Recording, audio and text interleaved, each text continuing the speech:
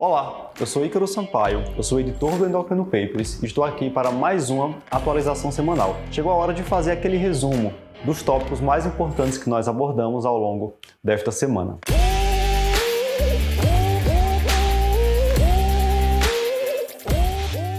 A nossa semana começou na segunda-feira, quando o Dr. Luciano Albuquerque publicou um texto falando sobre a abordagem conjunta das comorbidades associadas à obesidade. Não é novidade para vocês que a obesidade traz aí uma série de comorbidades cardiovasculares, metabólicas e até mesmo neoplásicas.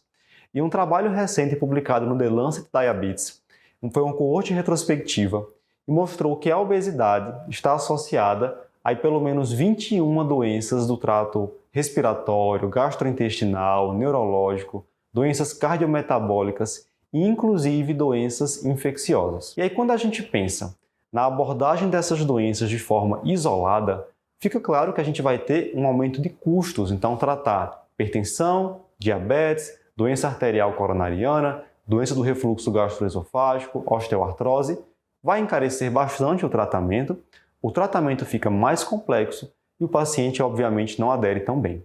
Então direcionar o tratamento para a obesidade como uma forma de prevenir essas complicações, prevenir essas comorbidades, seria a abordagem ideal e mais efetiva. Então, nós precisamos instituir um tratamento efetivo com mudança de estilo de vida, terapia farmacológica e até mesmo cirurgia bariátrica, se indicado, para pacientes com obesidade, no intuito de evitar essas complicações e simplificar a abordagem desses pacientes. Na terça-feira, nós divulgamos o nosso podcast que está bombando aí, 7 erros mais comuns na abordagem de um paciente com síndrome dos ovários policísticos. Eu gravei esse podcast com o Dr. Eric Trovão e lá a gente comentou sobre erros bem frequentes, Sobre querer dar diagnóstico de SOP baseado apenas na ultrassonografia. Comentamos também as diferenças dos critérios diagnósticos para mulheres adultas e para adolescentes. Falamos sobre quando indicar metformina na paciente com SOP, como escolher o contraceptivo oral ideal e também quando indicar a terapia antiandrogênica. Vai lá, se você não conferiu, vai ver esse podcast. Ainda na terça-feira, eu publiquei um texto no site falando sobre novidades relacionadas ao uso do fenofibrato em pacientes com retinopatia diabética. A retinopatia diabética é a principal causa de novos casos de cegueira em adultos em países desenvolvidos. Tem relação aí com o controle glicêmico, com duração do diabetes. E um estudo publicado agora em abril no Journal of Ophthalmology avaliou a progressão da retinopatia diabética, de uma retinopatia diabética não proliferativa para uma retinopatia diabética com ameaça à visão ou retinopatia diabética proliferativa ou edema macular diabético, em pacientes que estavam ou não usando fenofibrato. Foi um estudo de coorte.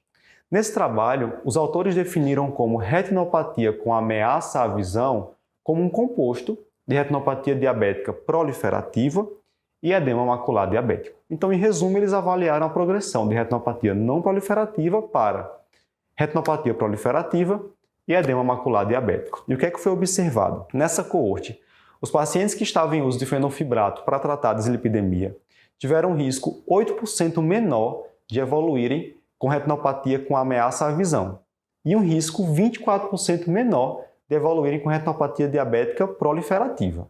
Mas não houve diferença em relação à evolução para edema macular diabético. Então, são resultados interessantes, apesar de ser um estudo observacional, e existem aí ensaios clínicos bem importantes em andamento, avaliando o fenofibrato em pacientes com retinopatia, e quem sabe no futuro a gente tem essa indicação do fenofibrato no tratamento da retinopatia diabética. Na quinta-feira, o Dr. Eric Trovão publicou um texto muito importante, que é o seguinte: as apresentações diferentes de levotiroxina são intercambiáveis entre si? Então, a gente tem o guideline da American Thyroid Association sobre hipotireoidismo, trazendo que a gente não deve trocar marcas, trocar apresentações de levotiroxina no paciente que vem fazendo aí o uso para tratamento do hipotireoidismo. Isso é diferente da recomendação do FDA, que traz que, uma vez que ele aprove lá uma marca ou uma apresentação genérica de levotiroxina, essas apresentações seriam intercambiáveis entre si. E aí? Quem é que está com a razão, As apresentações diferentes de levotiroxina são ou não intercambiáveis? Bem, um trabalho publicado em fevereiro no JAMA avaliou grupos de pacientes que faziam uso de levotiroxina genérico e fez o seguinte: em um grupo, ele manteve o mesmo fabricante de levotiroxina genérica. No outro grupo, trocou o fabricante da levotiroxina genérica e avaliou se aconteceria aí variações do TSH nesses grupos.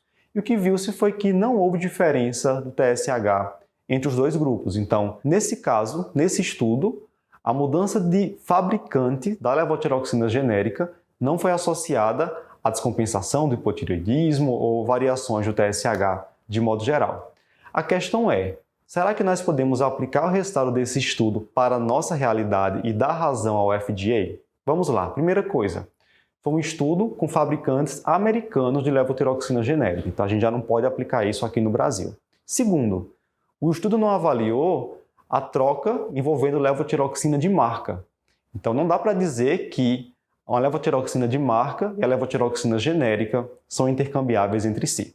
O que a gente sabe até o momento é que, se o paciente vai necessitar trocar a marca da levotiroxina ou trocar o fabricante da levotiroxina genérica por algum motivo, a gente tem que ficar atento a possíveis variações do TSH e fazer o ajuste, se necessário, para que ele volte a entrar na sua meta de controle do hipotireoidismo. Bem, esses foram os pontos mais importantes que nós abordamos aqui ao longo da semana. Achou algum desses textos mais interessante? Gostou do podcast que eu falei? Vai lá! Não deixa de conferir. Deixe seu comentário aí nesse vídeo e compartilha esse vídeo, esse podcast com seus colegas, com seus amigos. Não esquece de seguir Endocrino Papers no Instagram. Até semana que vem.